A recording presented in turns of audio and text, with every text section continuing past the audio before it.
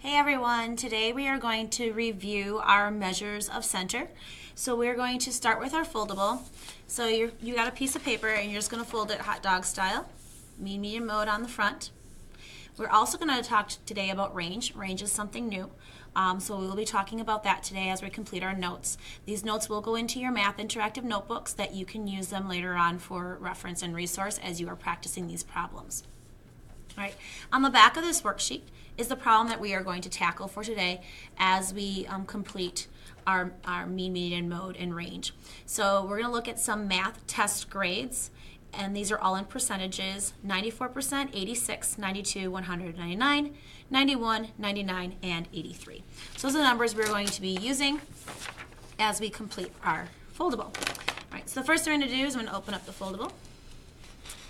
And since the numbers are written on the back, I'm going to write them at the top so that we have them.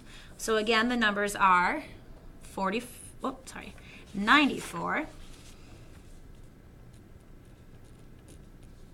86, 92, 100, 99,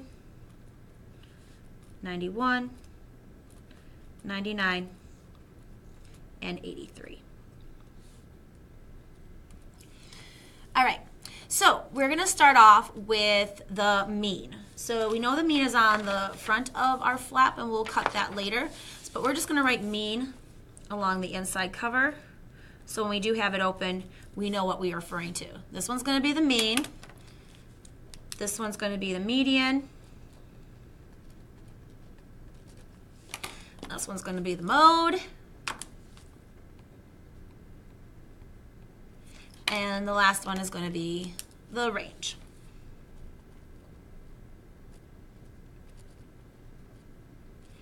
All right, so let's get started. Normally when we think of mean, a lot of people refer to the mean as the average. So if you hear people referring to what's the average, a lot of times they refer to the mean. So we think average. If you take all the numbers, what is that exact average? To find the mean, I like to teach my students about the mean math teacher. The mean math teacher makes me add all my problems and I divide by the number of numbers. So when we think of the mean, you think of the mean math teacher makes me add and divide. And that's exactly what we're going to be doing. We are going to add all the values and divide by the number of values that we are given. The mean math teacher. All right, so our example, here's our numbers up here. So what we are going to do is we are going to add all these numbers up. So we're going to write this out because these are our notes. So it's important that we have detailed notes so we can go back and use it as a resource later.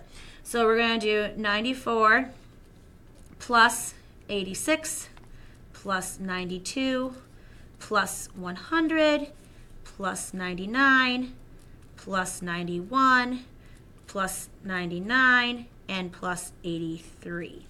When you add up all of your numbers, and this would be a time for you to, punch that into your calculator, you would get 744. So there is adding up all the values, we get 744.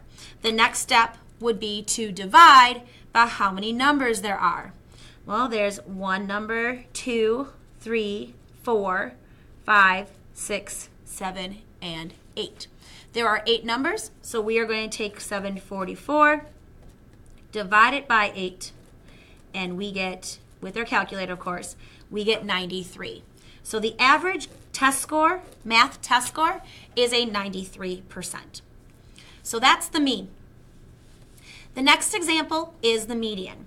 When you think of the median, I like to teach my kids about the median of the road. The median of the road is the yellow lines that separate, the traffic. So the median of the road is the middle. So when we think median, I want you to think middle.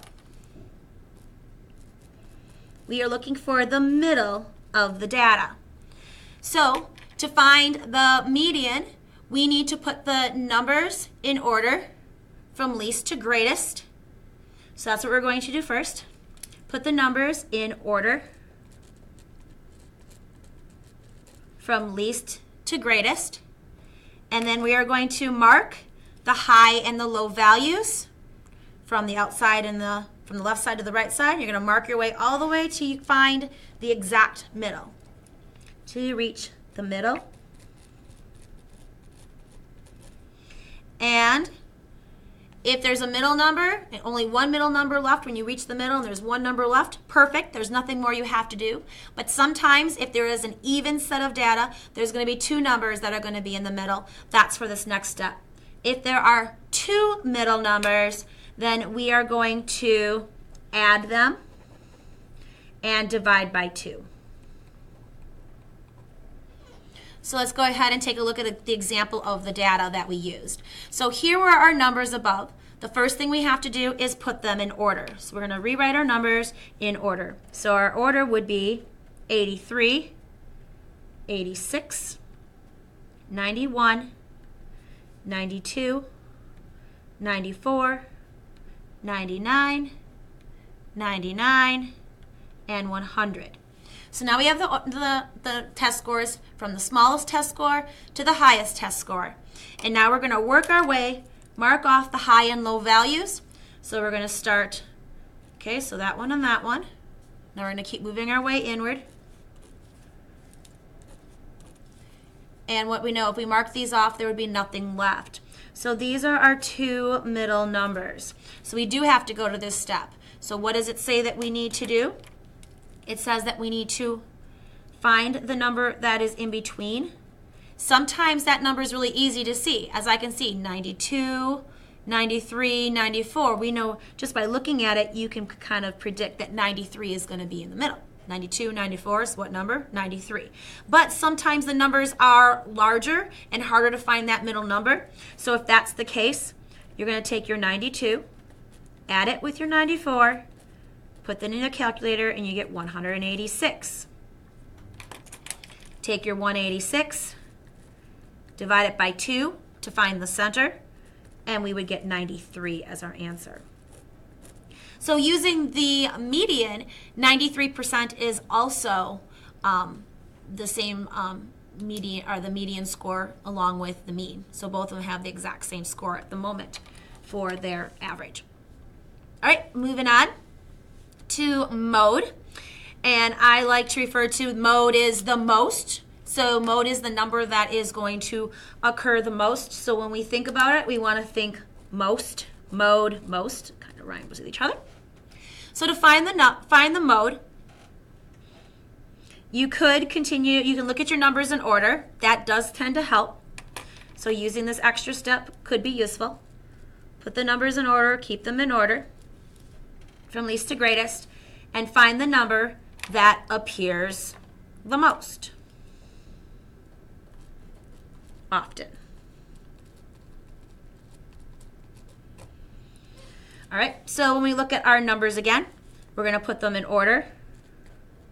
83, 86, 91, 92, 94, 99, 99, 100. Even though I know this is tedious, make sure you're writing it out. These are the notes that we want to use and be able to refer to. So which one occurs most often? Well, 83 occurs once, 86 is once, 91, 92, 94. Oh, I see right here. We have two 99s. So our mode is going to be 99%. Sometimes, though, there might be more than one number that occurs twice, or there might be a number that occurs 3 times. So it's whatever number occurs most often, but you could have, so there may be more than one mode, or there may be absolutely no mode at all. So for no mode, that means, like, for example, if I took out this 99 and we looked and every single one of these occurs once, that would be considered no mode. No mode is when there are no repeats and none of them occur most often. You could have more than one mode. For example, if I added an 83 onto this, 83 and 99 would be the mode. So you could have one mode, you could have more than one mode, or you can have no mode at all. When you write it, make sure you're writing the word no mode, or you can write the word, if they ask you, you can write the word none or the letters NA, but don't write 0. 0 is a number. 0 could be in our data. So if 0 was up here and you wrote that the mode was 0 and it really wasn't what occurred the most, then you're not going to get the answer right. So we don't want to use the number 0. It's a number. So make sure if they ask you and there is no mode, you either use one of these 3 phrases. No mode, none, or NA. And our last one is the range. So when you think the range, you think of, what is the range? Think of like when you're golfing, the driving range. Range is like the distance. So when you think range, I want you to think distance. How far is it from the smallest number to the largest number? And how many numbers are there in between? So again, we are required to put our numbers in order from least to greatest. So let's go ahead and do that. So we have, again, one more time, 83, 86, 91, 92, 94, 99, 99, and 100. After we put them in order, we are going to take the lowest value and we're going to subtract it from the highest value. So subtract the lowest number from the highest number. My lowest number is 83. My highest number is 100. So we are going to go 100 minus 83, and that'll give us an answer of 17. So that lets us know the range. When we get further along in analyzing our statistics, the range becomes very important. It helps us determine outliers, which is coming up later on. So this is letting you know that between the very first number, 83, and the very last number, 100, there are 17 numbers in between. And that's really useful when we're dealing with statistics, knowing that. All right, so there are your notes. Now you have a nice resource to put into your interactive notebook. Your teacher will tell you which page that gets glued into. And then the rest of the hour is for you to continue practicing your mean, median, and mode. Have a good day. Bye, guys.